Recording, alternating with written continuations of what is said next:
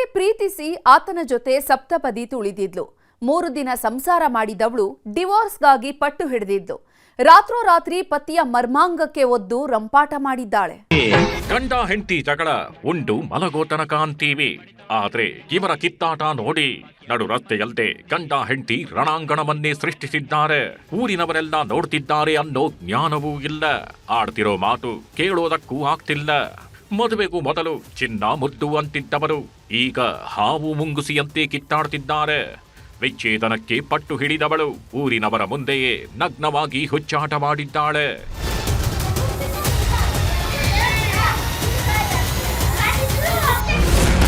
Love marriage, ಗಂಡ ಹೆಂಡತಿ fighting, divorce ಕಿಡಿ, ರಸ್ತೆಯಲ್ಲದೆ ನಗ್ನವಾದ್ಲು ಪತ್ನಿ. ವಯಸ್ಸಲ್ಲದ ವಯಸ್ಸಲ್ದೆ ಪ್ರೀತಿ ಪ್ರೇಮ ಅಂತ ಬಿದ್ರೆ ಹೀಗೆ ಆಗೋದು. ಸಂಸಾರದ ಅರಿವಿರಲ್ಲ, ಬದುಕಿನ ಚಿಂತೆ ಇರಲ್ಲ. ಕೊನೆಗೆ ದಿಕ್ಕೇ ತೋಚದೆ ಸಂಸಾರ ಸರ್ವನಾಶವಾಗೋಗುತ್ತೆ. ಅದಕ್ಕೆ ಈ ದಂಪತಿಯೇ ಬೆಸ್ಟ್ ಎಕ್ಸಾಂಪಲ್. ಈ ಜೋಡಿ ಹೆಸರು ವರ್ಷ ಹಾಗೂ ಮುನೀಂದ್ರ ಅಂತ. ಚಿಕ್ಕಬಳ್ಳಾಪುರ ಜಿಲ್ಲೆ ಚಿಂತಾಮಣಿ ತಾಲೂಕಿನ ವೆಂಕರಾಯನಕೋಟೆ ಗ್ರಾಮದವರು. ಕಳೆದೆರಡು ವರ್ಷದಿಂದ ಪ್ರೇಮದ ಅನುರಾಗದಲ್ಲಿ ಮುಳುಗೆದ್ದಿದ್ದವರು ಕೈ ಕೈ ಹಿಡಿಕೊಂಡು ಸುತ್ತಾಡಿದ್ರು.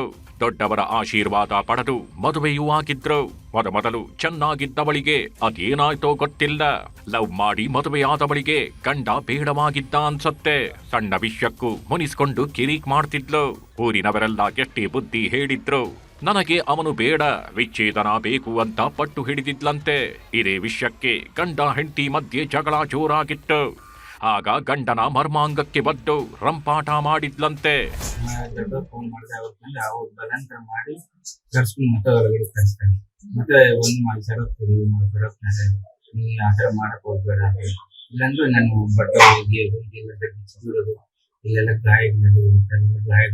ಗಂಡ ಹೆಂಡತಿ ಅಂದ ಮೇಲೆ ಜಗಳ ಕಾಮನ್.